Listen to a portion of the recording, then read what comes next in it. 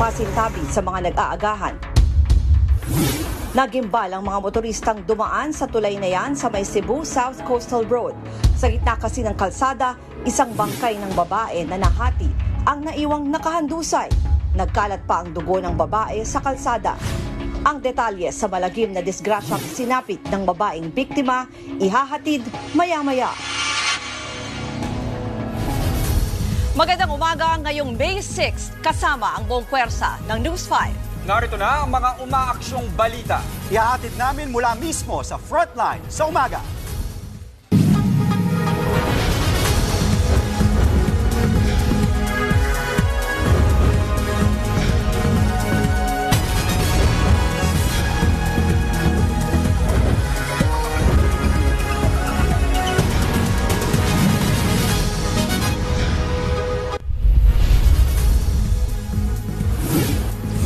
Magallanes flyover sa Makati sasailalim na sa rehabilitasyon ngayong buwan.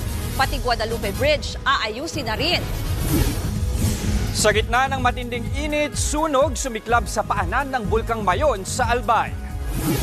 Defense Secretary Gibo Chodoro itinanggi ang pahayag ng Chinese Embassy na may bagong kasunduan ng Pilipinas at China kaugnay sa Ayungin Shoal sa West Philippine Sea. Basic na sahod para sa mga empleyado ng gobyerno, sinusulong ng isang grupo na gawing 33,000 pesos. UST Golden Tigresses balik volleyball finals matapos pabagsakin ang defending champs na De La Salle Lady Archers.